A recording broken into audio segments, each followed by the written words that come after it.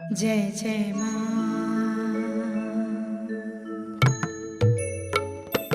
जय जय माँ, जय जय माँ, जय जय माँ,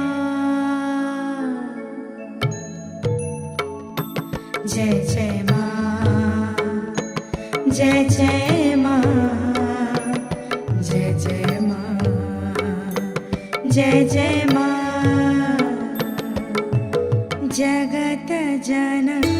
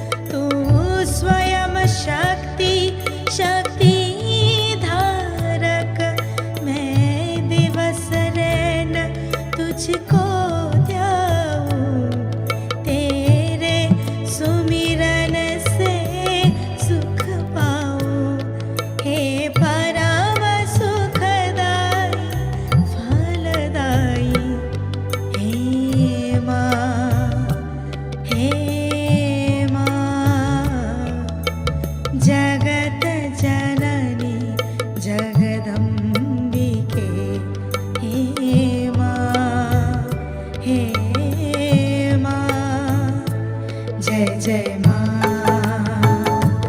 जय जय माँ, जय जय माँ, जय जय माँ, जय जय माँ, जय जय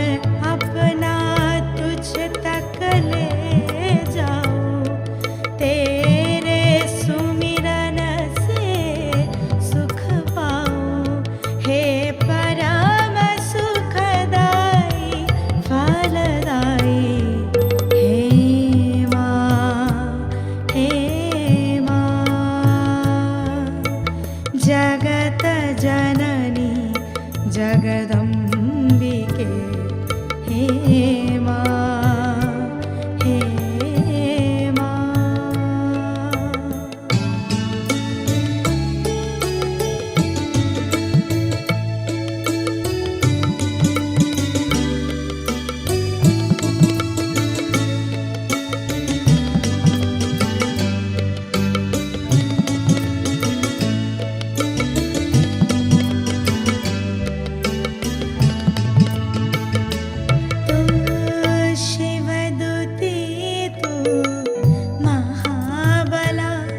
दुर्जन पे तेरा वार चला, सज्जन का तूने किया भला, हर पल तेरा आशीष भला, तुझ में रम कर मैं तर जाऊं, तेरे सुमिरन से सुख पाओ, हे परम सुखदाई फलदाई, हे माँ, हे माँ,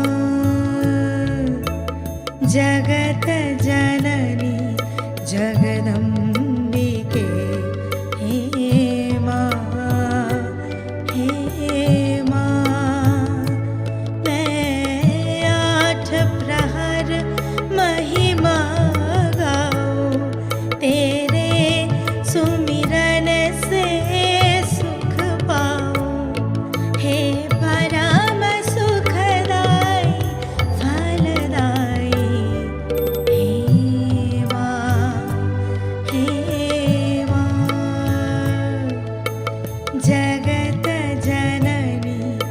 जगदम्बिके हे मां, हे मां, जय जय मां, जय जय मां, जय जय मां, जय जय मां, जय जय मां, जय जय मां, जय जय मां, जय जय मां, जय जय मां, जय जय मां, जय जय मां, जय जय मां, जय जय मां, जय जय मां, जय जय मां। जय श्री माता जी। हम सभी श्री माता जी को हाथ जोड़कर प्रणाम करेंगे और सामूहिकता में बंधन लेंगे।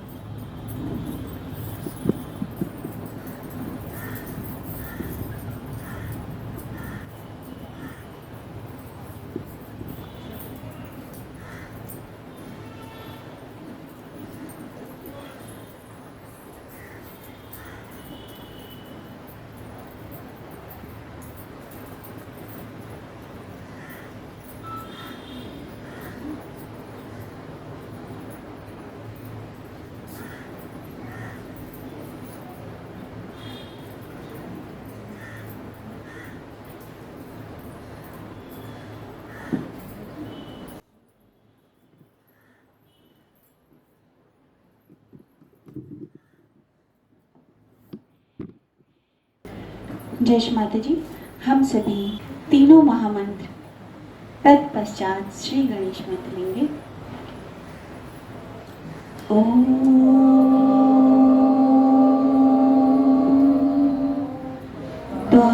त्वमेव साक्षात् श्री महालक्ष्मी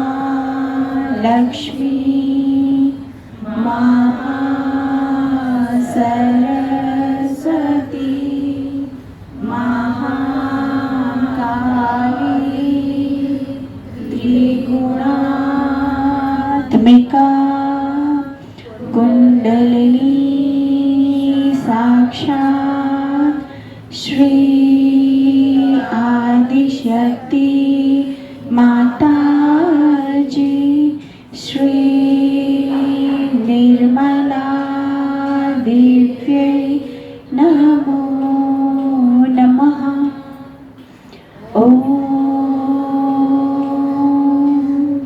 त्वमेव साक्षात् श्री कल्की साक्षात् श्री आदिशक्ति माता जी श्री निर्मला दिव्यै नमो नमः।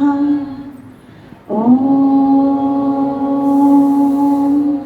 त्वमेव साक्षात् श्री कल्की साक्षात् श्री सहस्रार स्वामिनी मोक्ष प्रदायिनी माता जी श्री निर्मला दिव्यै नमो नमः। ॐ त्वमेव साक्षात् श्री गणेश साक्षात् श्री आदिशक्ति माता जी श्री निर्मला दिव्यै नमो नमः। जय श्री माता जी। माँ की वंदना हम सभी एक साथ आनंद पूर्वक गाएंगे। सर्वप्रथम श्री गणेश जी की वंदना। निर्मलांजलि बुक में पेज नंबर 35।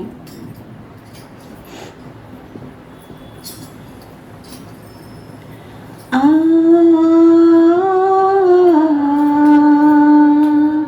आ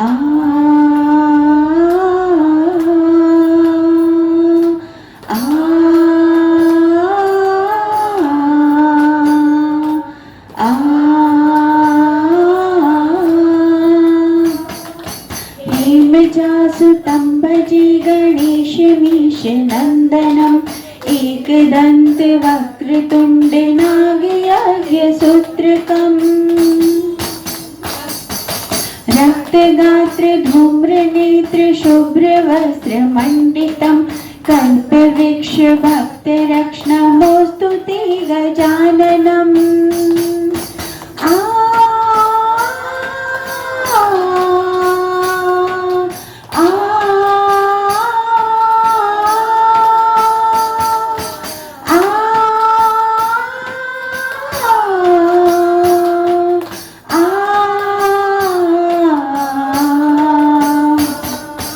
पाशपाणि चक्रपाणि मूषकादिरोहिणम् अग्निकोटि सूर्य ज्योति वज्रकोटि निर्मलम्।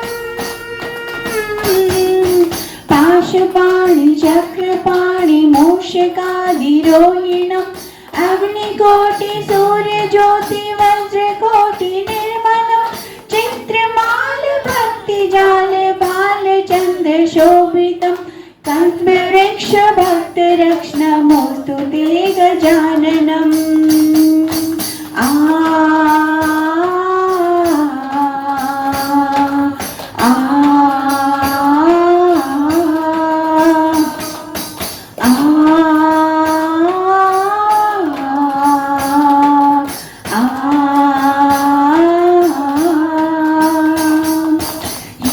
जासुतं भजे गणेश मीश नंदनम एकदंत वक्रतुंड नागयज्ञ सूत्रकम रक्तगात्र धूम्र नेत्र शुभ्र वस्त्र मंडितम कल्पवृक्ष भक्त रक्षणमोस्तु ते गजाननम। आ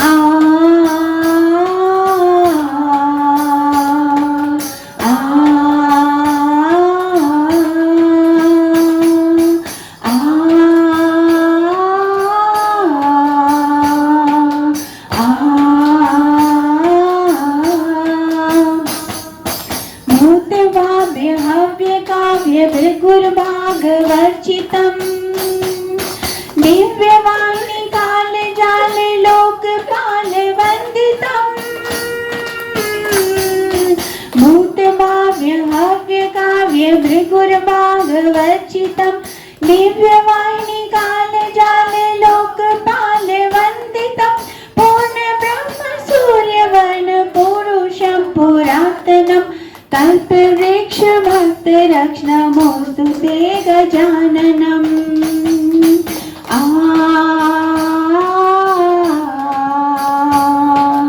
आ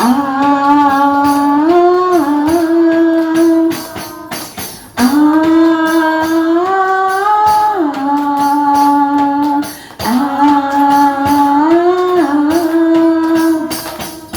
विश्ववीर्य विश्वसूर्य विश्वकर्म निर्मलम् विश्वहर्ता विश्वकर्ता यत्र तत्र पूजितम्। विश्ववीर्य विश्वसूर्य विश्वकर्म निर्मलम् विश्वहर्ता विश्वकर्ता यत्र तत्र पूजितम्। चतुर्मुखं चतुर्भुजं सेवितुं चतुर्युगम् कल्पवृक्ष भक्त रक्षणमोस्तु ते गजाननम। आ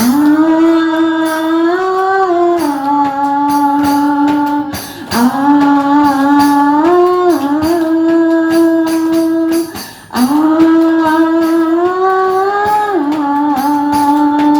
आ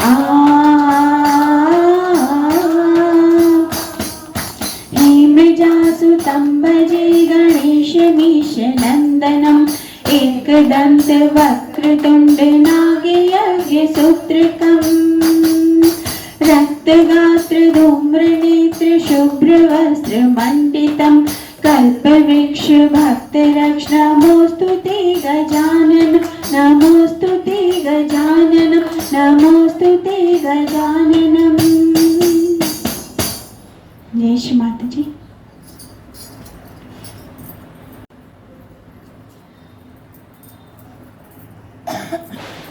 निर्मलांजलि में पेज नंबर 94।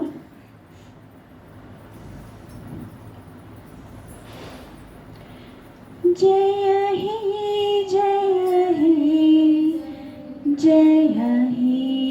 देवी मोक्ष प्रदायिनी निर्मल मां। जय हे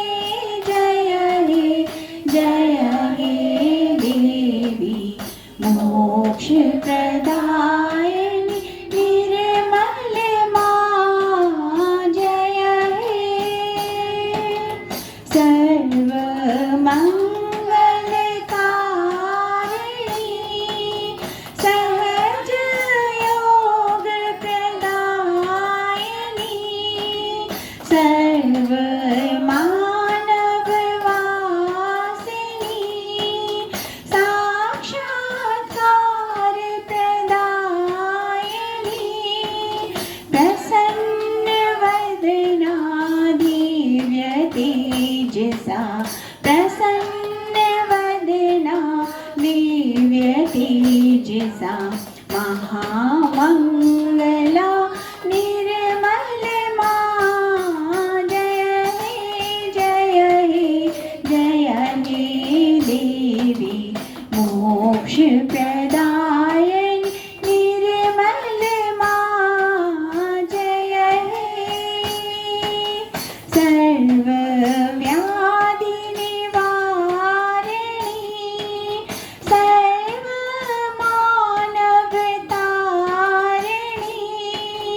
सर्वराक्षसमर्दिनी सर्वदेवताधारिणी विश्वकारिणी विश्वधारिणी विश्वकारिणी विश्वधारिणी विश्वरक्षिणी निर्मल मां। जय हे देवी मोक्ष प्रदायिनी निर्मल मां। जय हे सदाशिव हृदय स्वामिनी सदाशिव हृदय धारिणी सदाशिव हृदय स्वामिनी सदाशिव हृदय धारिणी सर्वस्वरूपा सर्वेशी सर्वमन्त्रस्वरूपिणी सर्वव्यापिनी सर्वसाक्षिणी सर्वव्यापिनी सर्वसाक्षिणी सर्वशाश्विनी निर्मल मां। जय हे देवी मोक्ष प्रदायिनी निर्मल मां। जय हे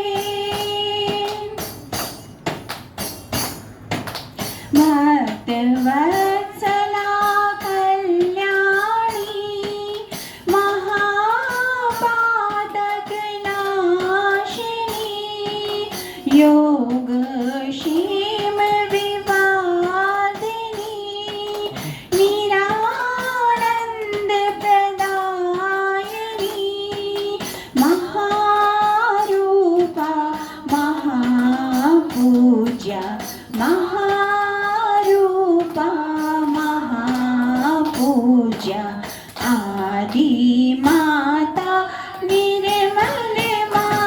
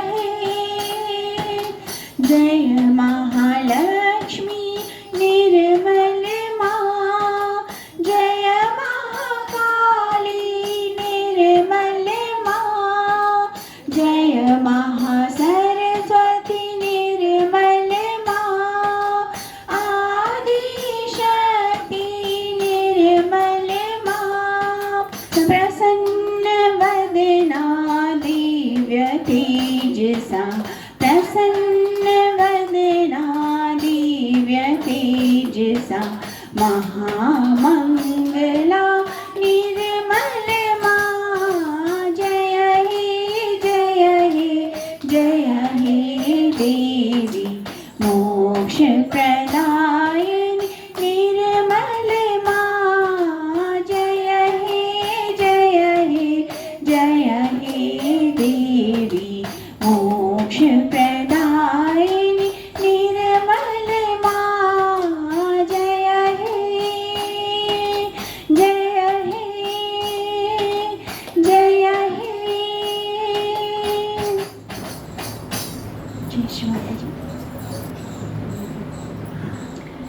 श्री माता जी। हम सभी खुली आंखों से परम पूजनीय माता जी के दर्शन करेंगे। माँ की सुंदर छवि को देखते हुए धीरे से अपनी दोनों आंखों को बंद कर लें। अपने अंदर माँ की सुंदर छवि को देखें। अपने हृदय में श्री माता जी के सुंदर श्री चरणों के दर्शन करें। सहस्त्रार में श्री माता जी की सुंदर छवि को देखें और मन में प्रार्थना करें। परम पूजनीय श्री माता जी, आपकी परम कृपा से आज हम सभी बच्चे यहाँ आपके ध्यान के लिए उपस्थित हुए हैं। माँ, कृपा करके हम सभी बच्चों को ध्यान की स्थिति प्रदान कीजिए और अपने आज के ध्यान की अनुमति प्रदान कीजिए। माँ, अनुमति प्रदान कीजिए।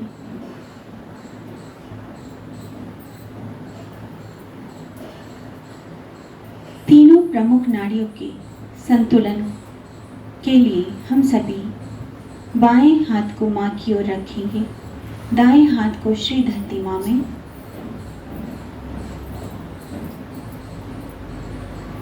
यहाँ पे हम सभी श्री माता जी से मन ही मन ये विनती करेंगे। परम पूजनीय श्री माता जी, सामूहिकता की ईड़ा नाड़ी के समस्त विकारों को कृपा कर भूमि तत्वों में विलीन कर दीजिए। माँ,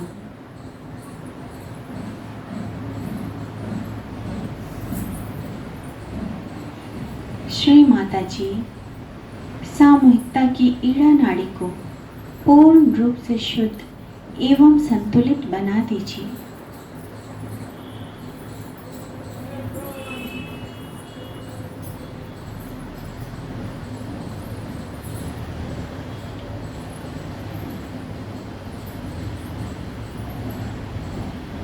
श्री महाकाली श्री भैरवनाथ साक्षात का मंत्र लेंगे। ओम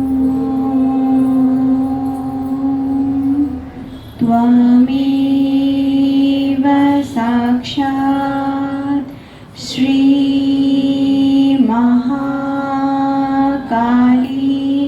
साक्षात् श्री भैरवनाथ साक्षात् श्री आदिशक्ति माता जी श्री निर्मला देव्यै नमो नमः।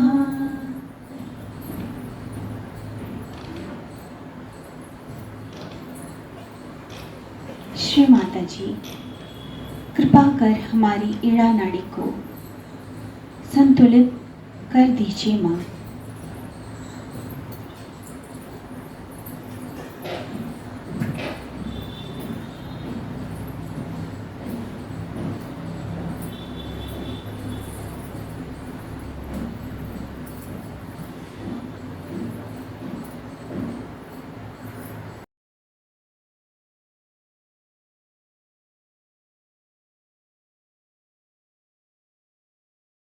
अब अपने दाएं हाथ को माँ की ओर करेंगे, बाएं हाथ को आकाश की ओर।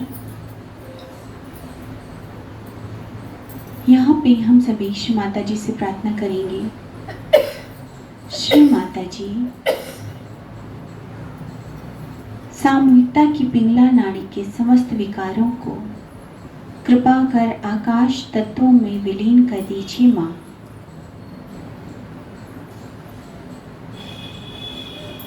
परम पूजनीय श्री माता जी, हे आदिशक्ति माँ, सामूहिकता की पिंगला नाड़ी को पूर्ण रूप से शुद्ध एवं संतुलित बना दीजिए।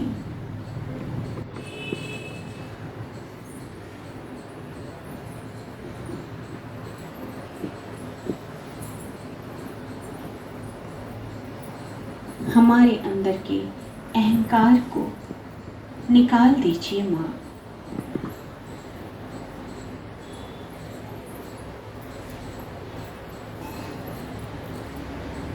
श्री महासरस्वती साक्षात श्री हनुमान साक्षात का मंत्र लेंगे। ओम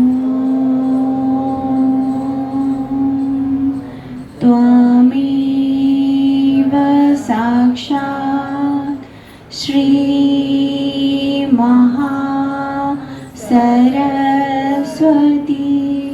साक्षात श्री हनुमान साक्षात श्री आदिशक्ति माता जी, श्री निर्मला दिव्य नमो नमः।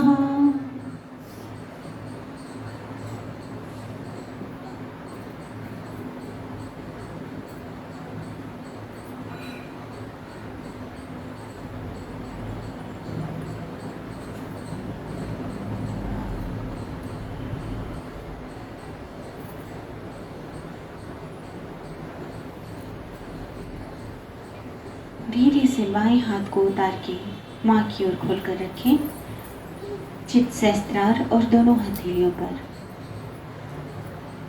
चित्त को मध्य की नाड़ी सुषुम्ना पर ले जाएं। यहाँ माँ से मन ही मन एक विनती करेंगे सभी को। परम पूजनीय श्री माता जी, कृपा कर हमें संतुलन प्रदान कीजिए। हमें भूतकाल और भविष्य काल की चिंताओं से मुक्त कर दीजिए। हमें वर्तमान में स्थापित कर दीजिए माँ। हमें वर्तमान का आनंद प्रदान कीजिए।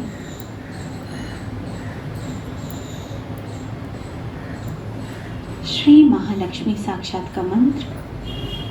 ओम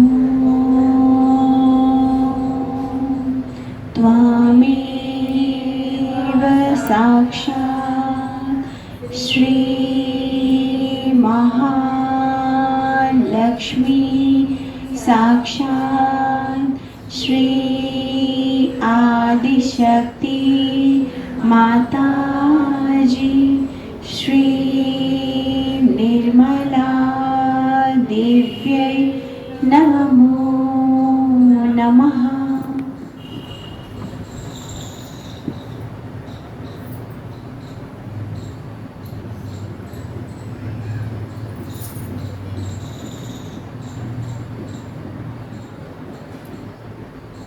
अब हम सभी हमारी मध्य की नाड़ी पे सभी चक्रों पे अपने चित्त को ले जाएंगे। मूलाधार से ऊपर उठते हुए सहस्त्रार तक। सर्वप्रथम मूलाधार चक्र पे अपने चित्त को रखें।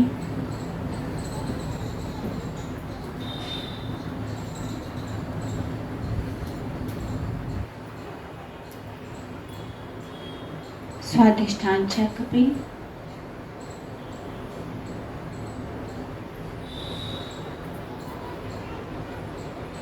नाभि चक्र,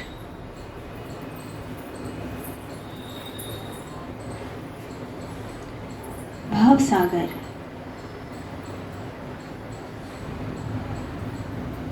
हृदय चक्र,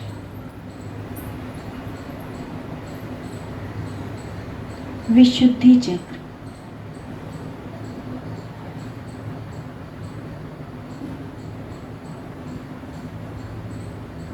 हंसा चक्र,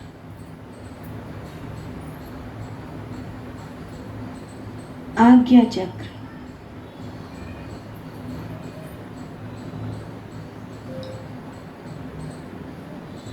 सहस्त्रार चक्र,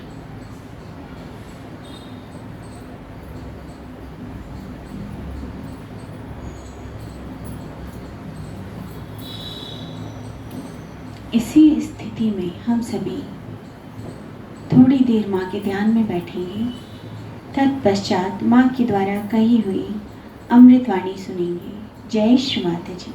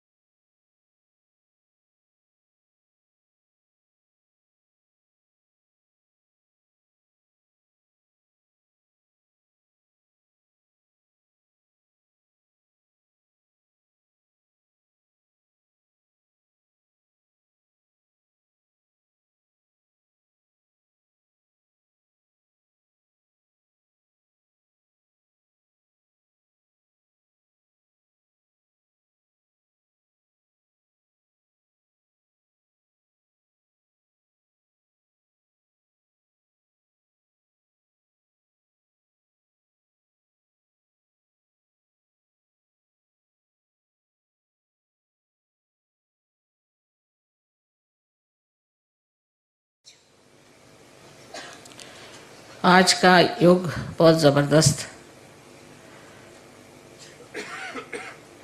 और इस विशेष योग के दिन जिसे कि अंगारकी कहते हैं, अंगार की चतुर्थी, कृष्ण पक्ष की चतुर्थी है।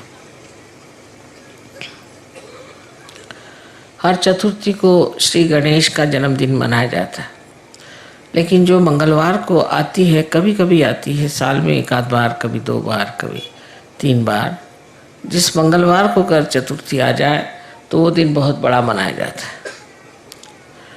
और आज वही योग है कि हम लोग मंगलवार के रोज़ गणपतिपुरे में बैठे हुए हैं, जबकि यहाँ ये बड़ा भारी योग अंगारकी का माना जाता है। और यहाँ पर हज़ारों लोग आते हैं श्री गणेश की पूजा करने के लिए।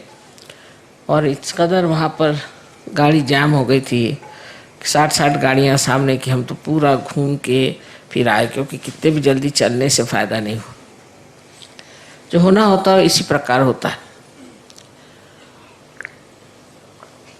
और जब तक सहज में हम इस बात को नहीं समझ पाएंगे कि जो भी होता है उसको सबूरी से देखना चाहिए, उसमें सबूरी होनी चाहिए। कि अगर आप उसी वक्त जल्दबाजी करें या कुछ घबराहट आ जाए तो कार्य नहीं हो सकता। और सबूरी करें, और सबूरी करने से बराबर सूझ जाता है कि क्या करना चाहिए, कैसे करना चाहिए। सो जल्दबाजी जो है ये असहज चीज़ है। सहज में आप में सबूरी होनी चाहिए, इसके बारे में साईनाथ ने बहुत कहा है कि सबूरी में रहो। साई मिलत सबूरी में। और सबूरी शब्द जो है कुछ अपभ्रंश है मेरे ख्याल से, लेकिन इसका अर्थ होता है कि कोई भी बात हो रही है तो उसमें तितिक्षा माने ठहर जाना, देखना। और इस तितिक्षा में जब आप आ जाते हैं तो ये परम चैतन्य कार्य कर देता है और आपको बिल्कुल सही बात पता चल जाती है, कैसे चलना चाहिए, क्या करना चाहिए, कौन से रास्ते का अवलंबन करना चाहिए। पर आप अगर जल्दबाजी में आ जाएंगे तो आप विचारों के चक्कर में फंस जाएंगे और इधर से उधर दौड़ते हुए आपको वो चीज़ नहीं मिलेगी। और आज और ऐसा भी एक बड़ा भारी योग है कि आज जीसस क्राइस्ट का भी जन्मदिन है।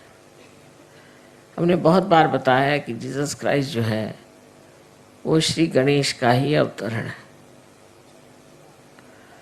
और इसका आपके पास में प्रमाण भी है सजग।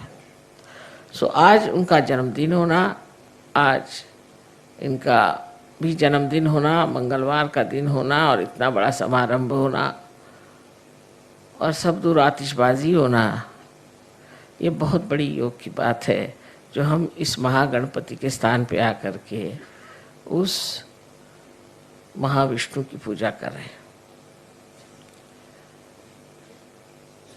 अब समझने की बात यह है कि श्री गणेश की जो विशेषताएं हैं, उनकी कौन सी विशेषता है आज के दिन जो प्रकटित होती है। ऐसे इससे पहले मैंने बताया था कि विनय, या जिसको कहते हैं हम ह्यूमिलिटी, नम्रता, वो उनका विशेष गुण है। और दूसरा है उनका विजडम, इसके लिए मुझे शब्द नहीं मिल रहे थे मराठी में। इसको उन्होंने बताया कि विजडम का मतलब है सुबुद्धि। चलिए ठीक है, सुबुद्धि। बहरहाल ये सब चीज़ों का दान गणेश तत्व से होता है, लेकिन उनमें एक और विशेष है कि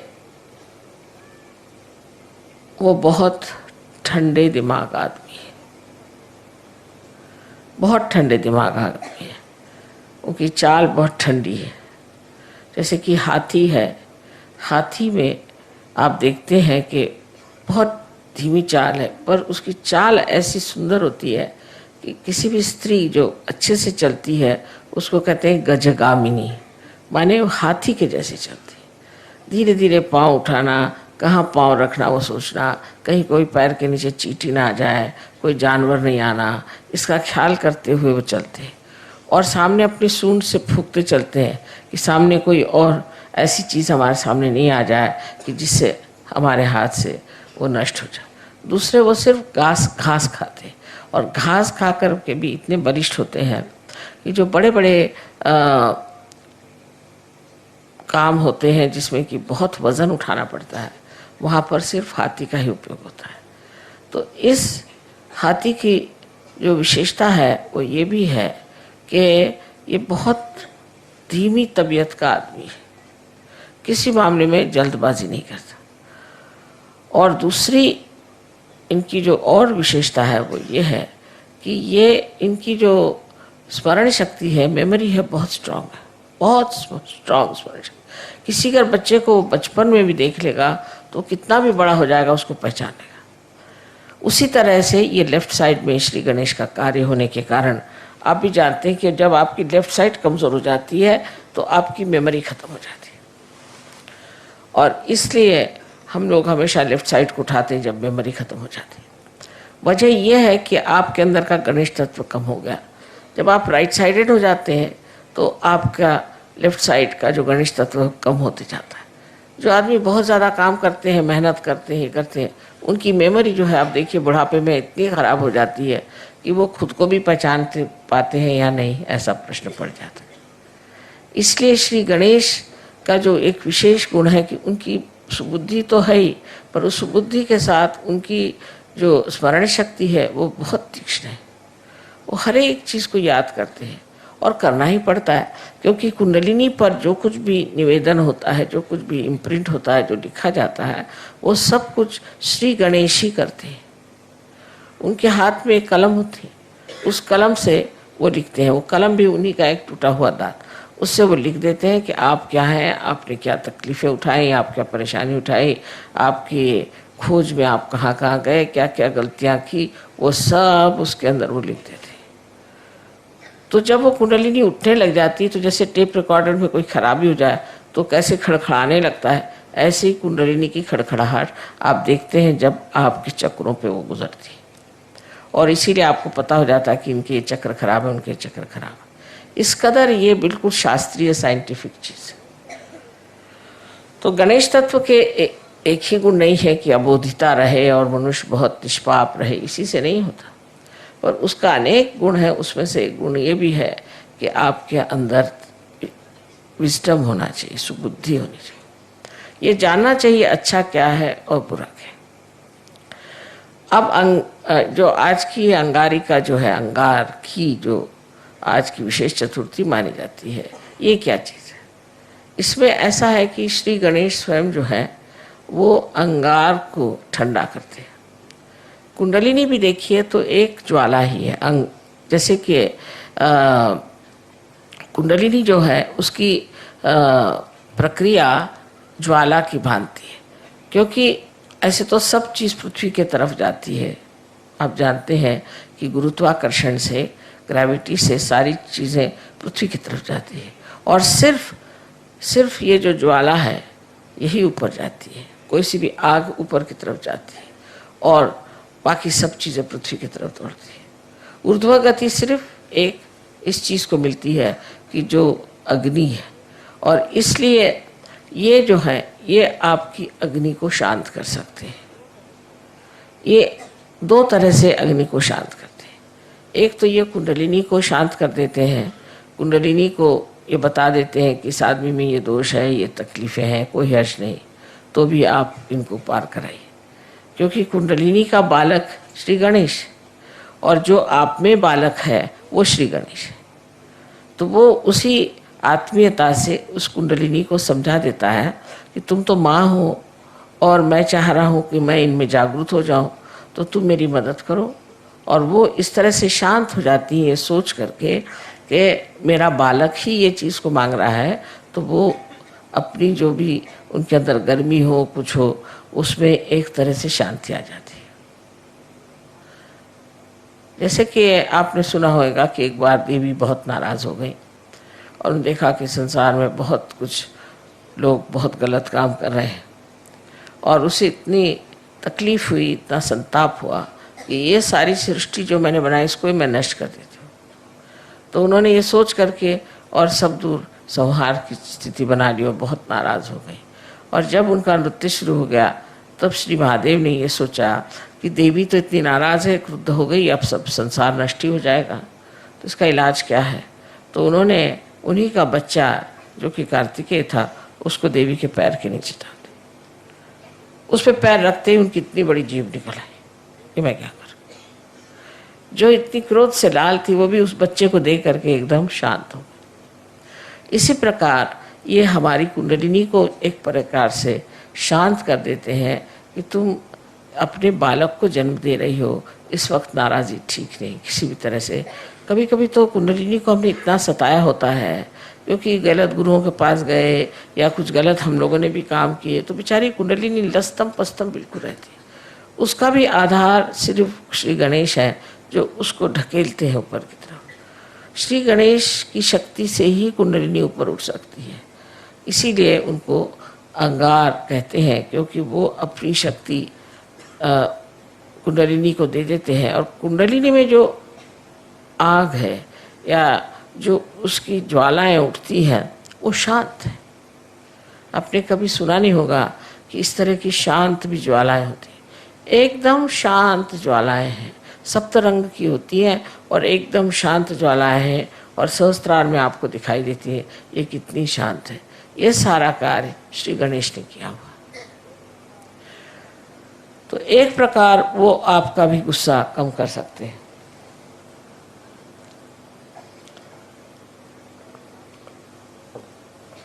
आपकी भी नाराज़गी दूर कर सकते हैं। और जब हम नाराज़ हो जाते हैं तो उसमें हम बहक जाते हैं और हमें याद ही नहीं रहता कि हमें क्या करना चाहिए, क्या नहीं करना चाहिए। उसमें हम किसी को मार सकते हैं, पीट सकते हैं, किसी को खून कर सकते हैं, कुछ भी कर सकते हैं। उस वक़्त जो कंट्रोल होता है वो सिर्फ श्री गणेश से होता है, और श्री गणेश जो है आपके गुस्से को ठंडा कर देते हैं। अब देखिए कि ईसा मसीह भी उसी तरह के हैं कि उन्होंने ये बताया कि सबको क्षमा कर दो। जिसने तुम्हें तकलीफ़ दी उसके प्रति तुम गुस्सा करते हो, पर अगर तुम सबको क्षमा करना एक बार सीख लो कि सबको क्षमा कर दी। जिन्होंने उनको इतना अपमान करके, इतना सता करके और सूली पे चढ़ाया, उनके लिए भी उन्होंने परमात्मा से, अपने पिता से कहा कि हे पिता इनको क्षमा कर दो, क्योंकि ये जानते नहीं हैं कि क्या करें। ऐसे जब ईसा मसीह ने कहा तो आप सोचिए, जिस लोगों ने उनको क्रूस पे चढ़ाया, इतना परेशान कर दिया, उनके लिए भी उन्होंने इतनी क्षमा की वृत्ति ली। सो ये उनका एक चरित्र है, एक स्वभाव है। और दूसरा भी ईसा मसीह का चरित्र ऐसा है कि जब लोग उनके मंदिर के सामने बैठ करके और चीज़ें बेच रहे थे, जैसे अपने यहाँ भी है, मंदिरों में लोग जाते हैं तो वहाँ चीज़ें बेचते हैं और वही चीज़ चढ़ाते हैं, जैसे एक नारियल को चढ़ाया फिर ला के उसको बेचते हैं, माने उसका बिजनेस बना लेते हैं। तब उन्होंने हाथ में एक खंडर लेके सबको मारा और कहा कि तुम ये बिजनेस नहीं कर सकते, तुम्हें अगर करना है तो ठीक है, जो कुछ भी है वो स्वच्छ तरीके से होना चाहिए। ये नहीं कि जो आप भगवान को चढ़ा रहे हैं उसको लाकर फिर बेच रहे हैं, जो हार भगवान को चढ़ा रहे हैं उनको लाकर फिर बेच रहे हैं।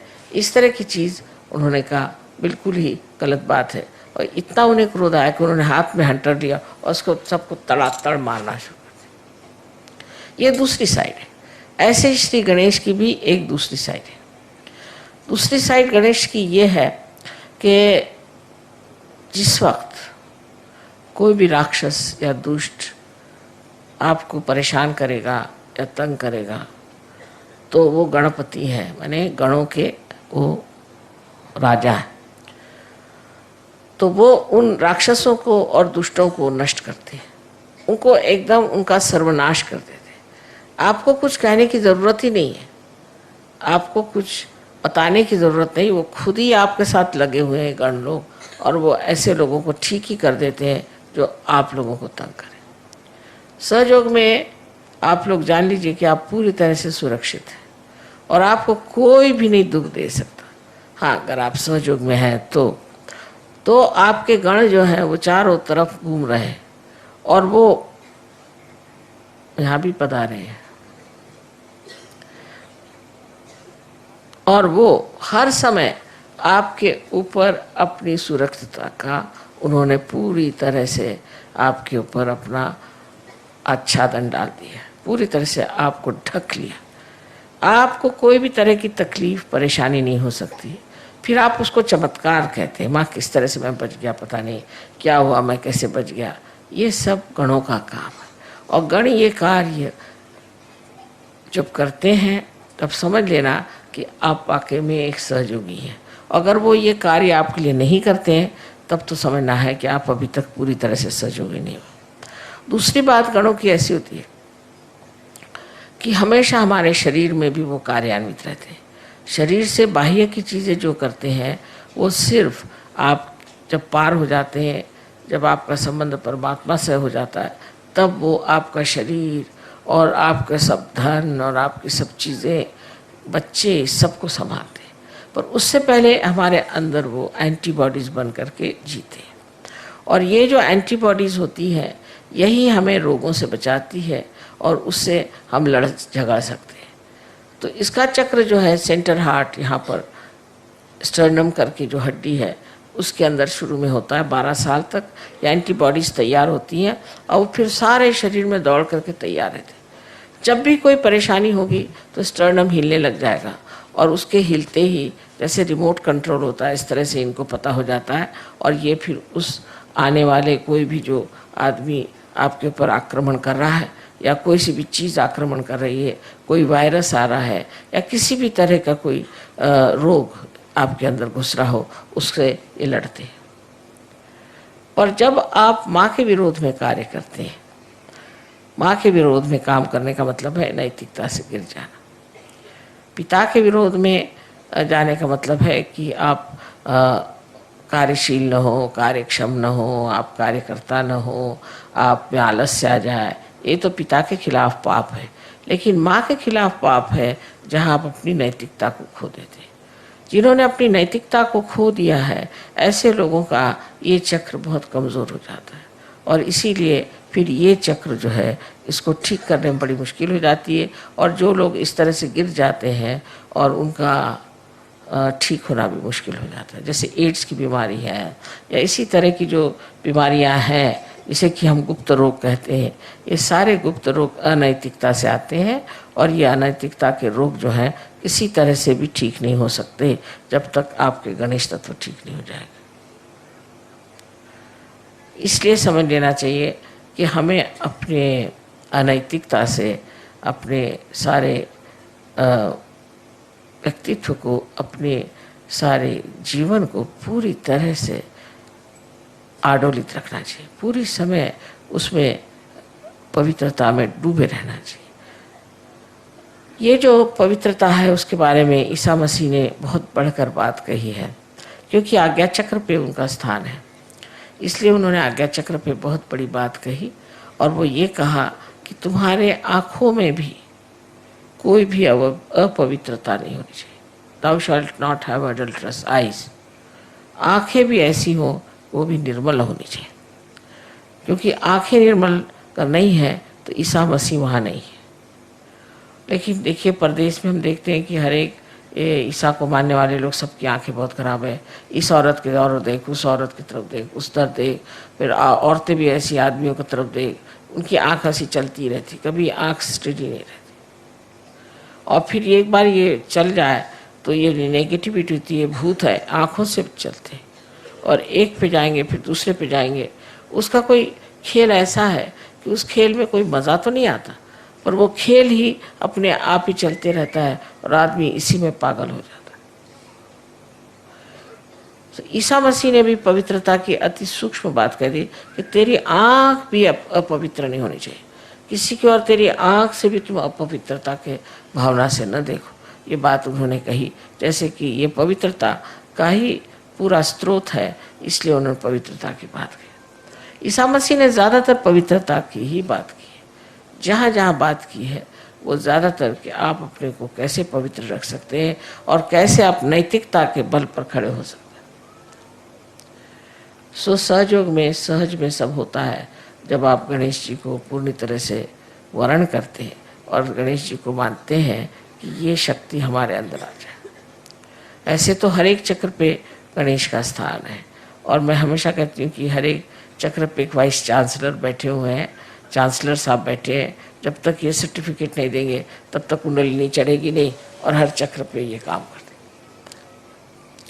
तो आज के इस योग की मैंने बात बताई कि उनका जो दूसरा स्वभाव है कि जो अंगार है, उस अंगार को वो अंगार से भी ठंडा कर सकते, वो पूरी तरह से कर सकते हैं। जैसे कि आपने देखा है जिस वक्त में रावण ने श्री राम के विरोध में बात की तो लंका में आग लग गई। तो आपके जो हनुमान जी हैं वो भी मंगलवार ही की उनकी पैदाइश है और वो उनके पास नवधा शक्तियाँ हैं, उसके साथ ये दोनों ही मिलकर के ऐसे काम करते हैं। और विशेषकर मनुष्य के अंदर का क्रोध हो तो उस क्रोध को कैसे शांत करना चाहिए ये श्री गणेश जानते हैं और वो फिर इस तरह से उस पर युक्तियाँ करते हैं, उस पर ऐसे ट्रिक्स करते हैं कि वो आदमी एकदम हताश होकर के और फिर मान जाता है कि मैंने जो किया वो गलत किया, मुझे ऐसा नहीं करना चाहिए। तो जो गर्म तबीयत के लोग होते हैं उनको भी ये ठीक कर सकते हैं और इसीलिए इस दिन जब मंगलवार किसी पे अगर मंगली हो तो उसको कहते हैं कि तुम कोरल का जो पत्थर होता है जिसे मूंगा कहते हैं वो पहनिए, वो भी गर्म होता है। मूंगे का पत्थर पहने गर्मी से गर्मी मारी जाती है। वैसे भी आप देखिए कि जितने भी गर्म देश है वहाँ लोग मिर्चा बहुत ज़्यादा खाते हैं।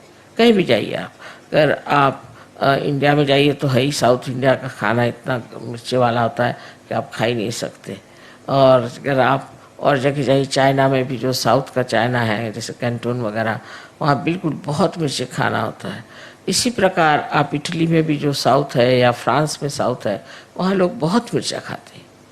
क्यों खाते हैं? क्योंकि मिर्चे से मिर्च मिटती है, गर्मी से गर्मी चली जाती है, इसलिए वो मिर्चा खाते हैं जिससे खूब पसीना आए और उनको ठंडक बनी रहे। इसी प्रकार श्री गणेश भी अपनी गर्मी से आपकी गर्मी ठीक करते हैं।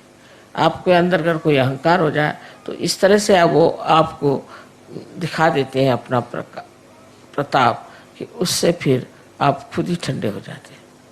और ये जितनी भी बीमारियां हैं इसमें भी बहुत गर्मी निकलती है, बहुत जनरेट होती है, और इस गर्मी के कारण ही आदमी अस्वस्थ हो जाता है। इसलिए ठीक है कि हम इस गर्मी का ही इलाज करें और उसके लिए श्री गणेश की आराधना करें और उनके प्रति अपने को विशेष रूप से समर्पित करें। आज का दिन बहुत ही बड़ा मैं सोचती हूँ, जो ये 3 चीज़ों का योग यहाँ हो गया कि आज ही ईसा मसीह का जन्म है, आज ही मंगलवार है, आज ही श्री गणेश का भी जन्मदिन है, और आप लोग सब गणपतिपुरे में आए। ये सब कुछ इस कदर बन गया आज कि मुझे इससे बड़ा सहज में ही जो एक चमत्कार होता है, ऐसे लग रहा है कि बड़ा भारी चमत्कार है कि इस वक्त सब लोग आए। पर उसमें तकलीफ भी हो गई कि सब यहाँ पर इतने लोग भीड़ कर गए थे कि हम तो जाम में फंस गए और देर हो गई। पर देर या कोई सी भी चीज़ होती उसमें सबूरी की बात है। हम तो हमेशा सोचते हैं कि जो समय हमारे लिए नियत है वही समय पूजा होगी, उससे पहले हो ही नहीं सकती। तो इसलिए जो चीज़ नियति का है उसको क्यों बदला जाए, उसके तरफ लड़ाई झगड़ा करने से फ़ायदा क्या। जो है सो है, जिस वक़्त में जो होगा तब हो जाएगा, तब पूजा हो जाएगी। उसमें अब इस वक़्त पूजा नहीं हो रही, ये टाइम था, हम कोई घड़ी के गुलाम तो है नहीं। लेकिन इसके फ़ायदे कितने होते हैं ये आप आगे जाकर देखेंगे कि अगर आप टाइम का गुलामी नहीं करें तो बहुत कुछ सहयोग फैल सकता है। पर जो आदमी टाइम की गुलामी करता है वो कभी सहयोग नहीं फैला सकता, क्योंकि उसको हमेशा रहता है ये टाइम में ये करना है, ये टाइम में करना है, और सहयोग के लिए उसको टाइम ही नहीं मिलता। पर जो कहेगा कि मुझे सहयोगी करना है तो पूरा टाइम उसके लिए पड़ा हुआ है और पूरी चीज़ बढ़िया तरीके से हो जाती है। पर इस पर सिर्फ बात यह है कि एक तो अनुभव होना चाहिए, और अनुभव होने के बाद उस पर विश्वास होना चाहिए। ऐसी ऐसी चीज़ें घटित हो जाती हैं। बहुत लोग सुबह से शाम तक मुझे अपने चमत्कार बता रहे थे कि माँ मैं तो परेशान था कि जा रहा हूँ, कब मुलाकात होगी, वो आएंगे। देखता क्योंकि सामने ही चले आ रहे। किसी भी चीज़ की आपके मन में इच्छा हो जाए वो चीज़ पूरी हो सकती है, पर विश्वास की बात है। और विश्वास में अंधविश्वास सहयोग में नहीं, बिल्कुल अंधविश्वास नहीं, श्रद्धा है। जहाँ पर कि हम पूरे दिमाग से सब देखे हैं, जब हमने सब देख लिया और तब भी हम नहीं मानेंगे तो इसे क्या कहा जाएगा? इसे कहा जाएगा कि आप बहुत ही ज़्यादा बेईमान हैं, या आप झूठ बोलते हैं, और या आप महामूर्ख हैं। इनमें से 3 चीज़ें हो सकती हैं कि आप जब सब चीज़ों को देख रहे हैं, उसको जान रहे हैं, वो सब वर्तित हो रहा है, उस पर भी आप उस पर विश्वास नहीं करते, तो फिर आप में कुछ न कुछ खराबी। ये सब देखते हुए आप सोच सकते हैं कि श्री गणेश कितनी बड़ी चीज़ है, और वो इस महाराष्ट्र में 8 अष्टविनायक हैं, जिनकी वजह से इस महाराष्ट्र को बहुत ज़्यादा पुण्य मिला हुआ। लेकिन तो भी लोग इतने पागल हैं, वह इसी के पीछे दौड़ते रहेंगे, यही सब करते रहेंगे, कर्म कांडों में फंस जाएंगे, पर ये नहीं होगा कि सत्य को प्राप्त करें। अब आप लोग बहुत नसीब वाले हैं, बहुत समझदार हैं, जो आप लोगों ने सत्य को खोजा और आपने पा ली। लेकिन अब इसको बनाने के लिए आपको चाहिए कि आप गणेश के गुणों को अपने अंदर ले लीजिए। मैं देख रही थी हज़ारों लोग आए थे गणेश जी की पूजा के लिए। इनमें से कितने लोग गणेश जी को जो मानते हैं, कितने लोग ऐसे हैं जिनमें गणेश जी का कोई भी गुण हो, ऐसा कुछ दिखाई देते। शराब पिएंगे, आपस में लड़ेंगे झगड़ेंगे, औरतों को सताएंगे, मारेंगे पीटेंगे, सब करेंगे, और श्री गणेश के अंगारिका में पहुंच गए। अरे आप जब इतनी बड़ी अंगार है तो आप काहे को आए हैं? इसका कोई विचार ही नहीं करता कि हम किसी चीज़ में विश्वास करते हैं तो उसके गुण हमारे अंदर कितने हैं। हाँ, हमें उन पर बड़ा विश्वास है, हम तो इनकी पूजा करते हैं, हम उनकी पूजा करते हैं। अच्छा, पर तुम्हारे अंदर उसके कौन से गुण हैं? ऐसे कोई सोचता है। लेकिन सच्चाई तो ये है कि अगर आप किसी को मानते हैं तो उनके गुण भी आपके अंदर आने चाहिए, और जब तक ये गुण आपके अंदर नहीं आते तब आपका मानना न मानना बराबर है, उसका कोई फर्क ही नहीं पड़ने वाला। आज हम श्री गणेश की पूजा करने वाले हैं, और श्री गणेश और गौरी की पूजा होगी, और इसमें यही जान लेना चाहिए कि गौरी एक कुंडलिनी ही है, महाकुंडलिनी महागौरी है। और इसका कार्य यह है कि अपने बच्चे को जो बहुत सालों से खोज रहा है उसको आत्म साक्षात्कार प्राप्त कराए, उसका पुनर्जन्म करें। ये इस महागौरी का कार्य है जो आप सबके अंदर उपस्थित है। इसलिए आज हम सिर्फ गणेश जी और गौरी जी की पूजा करेंगे और बाद में देवी की पूजा होगी। सबको अनंत आशीर्वाद।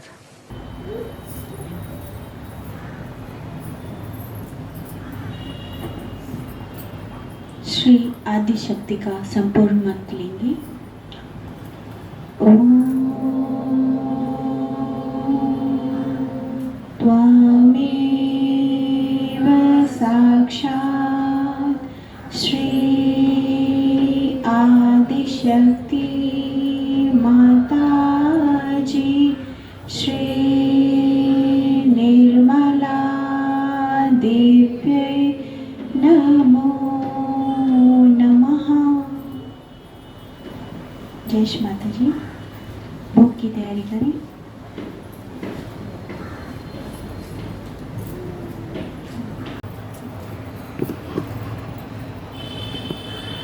परम पूजनीय श्री माता जी, कृपा कर सामूहिकता की ओर से ये भोग, ये नैवेद्य स्वीकार करें माँ।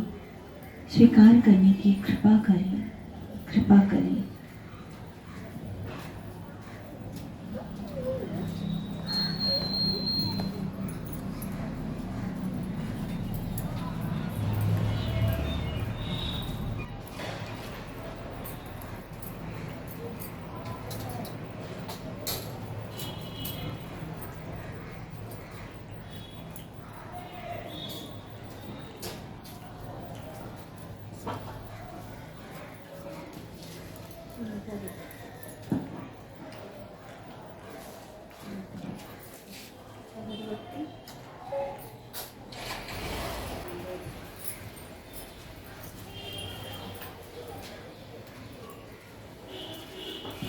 जय श्री माता जी। हम सभी आरती के लिए खड़े होंगे।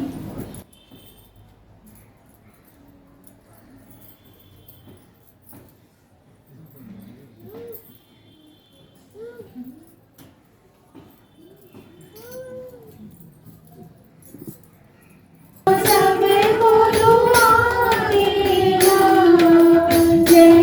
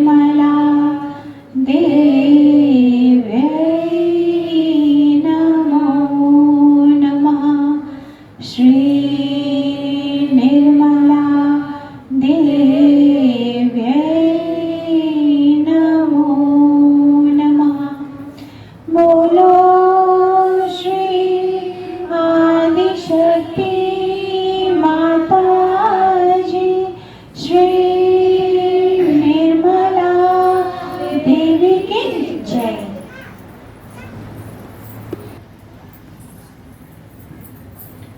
जय श्री माता जी। हम सभी निशब्द ध्यान में बैठेंगे।